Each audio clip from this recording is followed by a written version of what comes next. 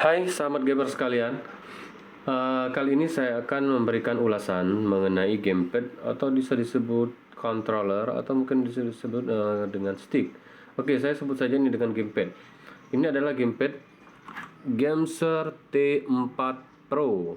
Ya, ini adalah gameser yang sangat menarik karena harganya sekarang ini harganya sekitar 300 ribuan atau bahkan mungkin 400 ya, 400 lebih dikit. Di sini saya akan membahasnya satu persatu, dimulai dari pertama desain, yang kedua pengoperasian, yang ketiga kenyamanan ya saat memakainya, dan yang keempat semacam review tentang kelebihan ataupun kekurangan selama saya memakai gamepad ini. Oke, yang pertama adalah masalah desain. Ya, bisa dilihat desain ini miripnya bentuk seperti Xbox namun dengan tombol yang lebih banyak. Dan ini saya bandingkan dengan beberapa gamepad yang pernah saya pakai. Ada Xbox, ada Logitech F310, ada juga Rexus, dan ada beberapa jenis yang lain. Dari berbagai gamepad yang pernah saya pakai, saya menyimpulkan bahwasanya ini adalah gamepad dengan desain yang paling saya sukai. Mengapa seperti itu? Karena ini bobotnya sedikit lebih ringan dan sedikit lebih kecil dibandingkan Xbox. Xbox itu sudah nyaman sekali itu sebenarnya. Oke, itu adalah dari segi desain. Layoutnya mirip dengan Xbox, dengan di sini L-nya dan di sini tombol R-nya. Kemudian yang di sini juga sama, triggernya sama dengan Xbox. Yang hanya membedakan adalah tombol HAM dengan turbo, dan ada di sini ada tombol M. Ya, ini bisa berguna, bisa juga tidak. Nanti akan saya review lebih lanjut. Itu dari segi desain. Kemudian dari segi pengoperasian, ini akan saya lebih khususkan kepada bagaimana pengoperasian PC, karena dengan Android juga tidak jauh berbeda. Kalau dengan Android itu kita cukup Bluetooth, tekan A dan home lama, kemudian di Bluetooth nanti akan mencari. Kalau dengan PC ini adalah kita colokkan dongle-nya, ya, kemudian kita tekan ini. Kalau pertama kali kita akan menekan X dengan home sampai lampunya menyala, dan tunggu saja. Kalau lampunya sudah tidak menyala artinya dia sudah terkonek. Tapi nanti kalau untuk pengkoneksian yang kedua, ketiga, kita cukup menekan home saja, tidak usah. Nah, ini sudah tersambung.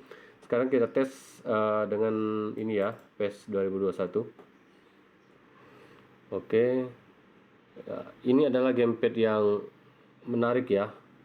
Bagaimana menariknya nanti akan kita bahas di beberapa menit yang akan datang. Ya, ini sudah terdeteksi dengan tombol-tombol yang begini ya, sudah. Semuanya berfungsi dan terdeteksi sebagai Xbox 360 for Windows. Oke, ini adalah pengoperasiannya. Jadi gampang sekali, dan ini plug and play. Kalau kita mau mengkoneksikannya di masa yang akan datang, yang kedua, ketiga, kita cukup colokkan dan tekan tombol home. Tidak usah lagi diatur-atur tombol, tidak usah lagi dikalibrasi dan lain sebagainya. Ini sudah langsung main. Ini enaknya gamepad ini. Ya, itu tadi adalah masalah ke ini ya, pengoperasian. Yang ketiga adalah masalah kenyamanan. Bagaimana selama saya memakai gamepad ini? Pertama, masalah lag. Saya tidak menemukan lag sama sekali. Baik itu ketika wireless, apalagi ketika kita pakai kabel. Ya, saya lupa tadi. Ini juga bisa dipakai dengan menggunakan kabel ya. Di sini ada colokan Type C-nya. Ya, Type C. Nanti kita colokkan langsung ke laptop, dia akan juga langsung plug and play. Oke, balik lagi ke masalah kenyamanan.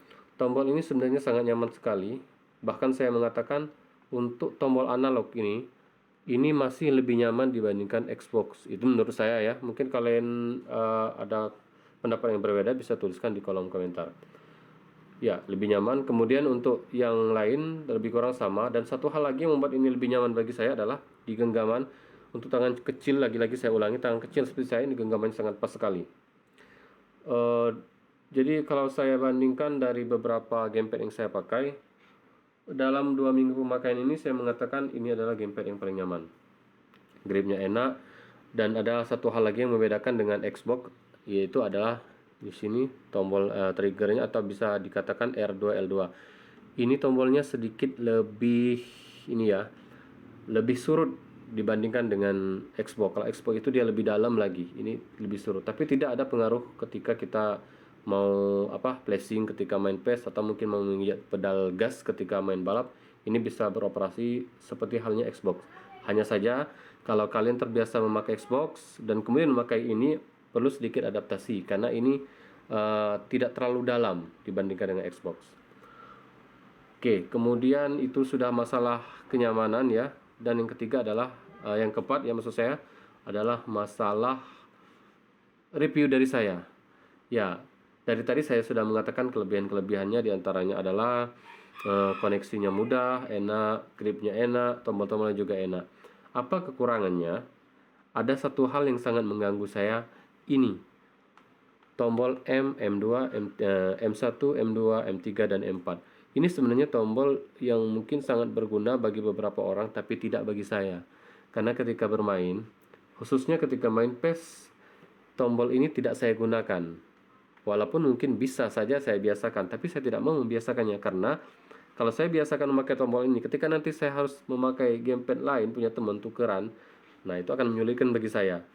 Oleh karena itu tombol ini menurut saya lebih baik tidak ada. Bisakah dimatikan? Ya bisa saja, yaitu dengan menekan lama ya, tombol M lama yang mana saja, kemudian tekan select, kemudian lepas, tekan M lagi, tombol yang akan kita matikan. Dan itu cukup berfungsi ketika kita menekan misalnya ingin shoot ke gawang lawan, kita tekan ini, kadang ini terpencet juga. Tapi kalau kita sudah atur sedemikian rupa yang saya sampaikan tadi, maka itu tidak akan terganggu. Tapi tidak lama akan kambuh lagi ketika kita sudah atur agar tidak berfungsi. Sekitar beberapa menit main, lama-lama nanti ketika terpencet dia akan mungkin misalnya sliding tiba-tiba atau mungkin ngaper tiba-tiba tanpa kita inginkan. Jadi saya belum bisa menemukan secara permanen bagaimana caranya mematikan tombol ini. Mungkin bisa, kalau mau dibongkar itu menurut saya ya tidak perlu lah. Barangkali teman-teman yang sudah memakai gamepad ini punya komentar atau punya pendapat mengenai hal ini, silakan kita berbagi di kolom komentar. Oke. Saya pikir ini itu saja review dari saya tentang gamepad ini. Intinya adalah dengan kekurangan yang tadi, saya masih tetap mengatakan ini adalah gamepad yang nyaman, yang enak untuk saya pakai. Dan saya adalah tipe orang yang suka ganti-ganti gamepad ya. Sepertinya ini akan awet, akan cukup lama saya pakai. Ya, demikian review dari saya. Semoga ada manfaatnya. Jika kalian menganggap ini bermanfaat, silakan subscribe channel ini agar bisa berkembang dan memberikan hal yang lebih bermanfaat lagi di masa yang akan datang. Namun jika tidak bermanfaat bagi kalian, ya silakan diabaikan saja. Oke, selamat bermain semuanya dan semoga mendapatkan hari-hari yang baik dan memenangkan setiap permainan yang ada. See you.